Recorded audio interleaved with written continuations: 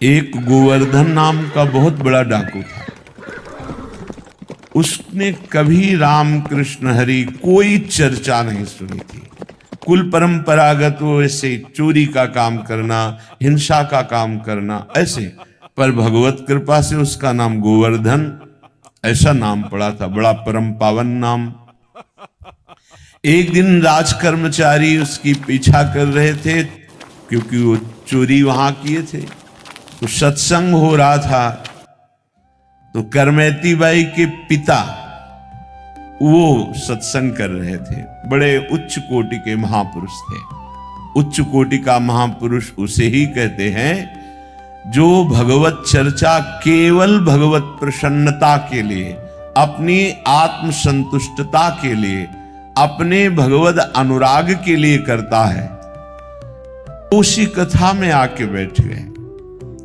कथा वृंदावन बिहारी लाल की हो रही थी कि लालजू महाराज को आज मैया जब गौचारण के लिए गोविंद जा रहे हैं तो बहुत सुंदर श्रृंगार किया है। आज मोर मुकुट स्वर्ण के मुकुट के ऊपर विराजमान किया। मोर का पंख स्वर्णिम मुकुट है। अब वो चोर था, स्वर्ण की बात सुनते उसके एकदम सावधान हो गए कान। अभी 10 वर्ष के हैं, हाथ में लकुट दी वो भी स्वर्ण की, कमर में करधनी बंधी वो भी स्वर्ण की, बहुत हीरो से जटित बाजूबंद हैं, वक्षा स्थल में हार आदि आभूषण हैं। अब तो उसको लगा कि इतना धनी बालक 10 वर्ष का, हम इधर उधर चोरी करते हैं, अगर इसको लूट लें तो हम धनी हो जाएंगे। विचार तो बहुत बढ़िया बना, जो गोविंद को लूट ले उससे बड़ा धनी और कौन हो सकता है। बहुत ही प्रवीण बलवान चोरी में था। कथा संपन्न हुई। व्यास भगवान जो कथा कह रहे थे उनके समीप गए। परशुराम जी उनका नाम था। कहा तुम डरना मत। तो उनका मैं क्यों डरूंगा आपसे। बोले मैं अपना परिचय बताता हूं, मैं गोवर्धन डाकू हूं। कहा बढ़िया है भाई, तुम्हारा नाम तो बहुत बढ़िया है, हमसे क्या काम। पता बताओ, ये जो अभी धनी बालक की बात आपने की इसको मैं लूटूंगा। बड़े प्यार से देखा उनका, हो भगवान की कृपा हो गई इस जीव पर, भगवान की कृपा। बोले भाई तुम्हारी क्या ताकत है, बड़े से बड़ा कोई डाकू उनको नहीं लूट सकता। तो उन्होंने कहा तुम हमें जानते नहीं, एक बार अगर हम ठान ले तो निश्चित हम उसे लूट लेते हैं। तो उनका ऐसा कोई बलवान ही नहीं हुआ कि हम जिनकी बात कर रहे हैं उनको लूट ले। तत्काल उसने बड़ी सी चाकू निकाली और कहा पता चुपचाप लिखो, हम जरूर उसको लूटेंगे। और देखो हम चोर जरूर हैं लेकिन हम बहुत जिद्दी स्वभाव के हैं। तुम्हारे सामने कसम खाते हैं हम जब तक हम उसे लूट नहीं लेंगे पानी नहीं पिएंगे।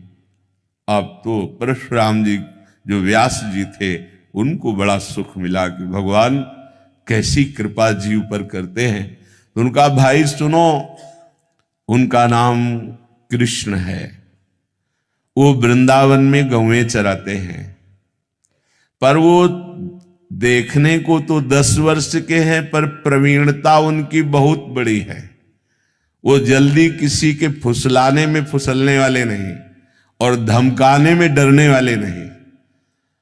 तुमने ठान लिया इसलिए मुझे लगता है तुम लूट सकते हो, क्योंकि जो ठान ले, निश्चय कर ले तो ये दुर्लभ नहीं है, फिर ये मिल सकते हैं।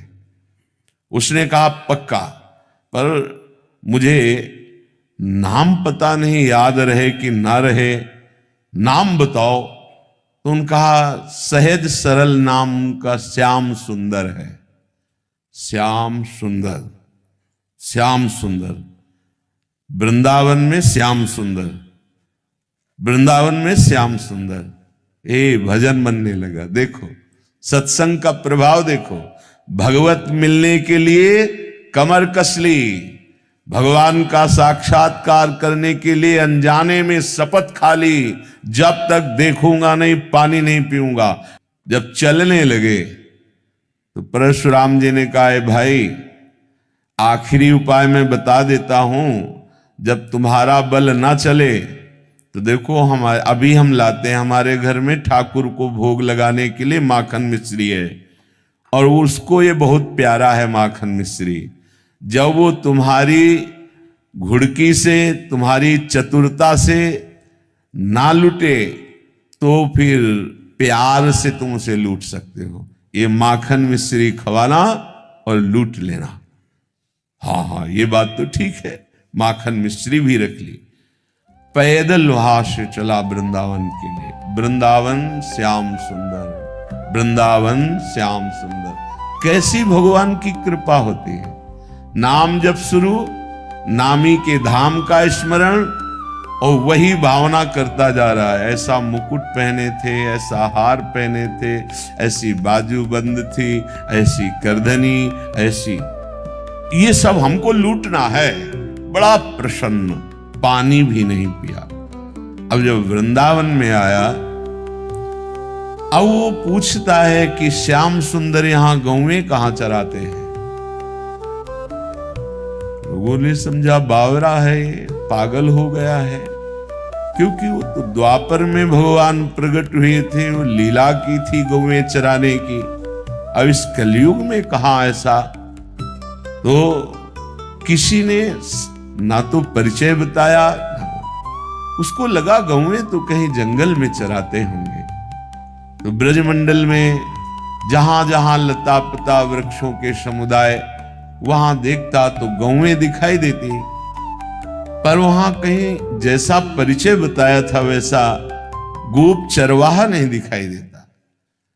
प्यास से व्याकुल, भूख से व्याकुल, लूटने का दृढ़ संकल्प, पुकारा श्याम सुंदर, श्याम सुंदर। कोई आर्त भाव से भगवान को पुकारे तो भगवान एक ही नाम में प्रकाशित हो जाते हैं। हार गया ढूंढते ढूंढते, लूटने की कसम खाई है, अगर नहीं मिले तो पानी भी नहीं पीऊंगा, प्राण भले त्याग दूं।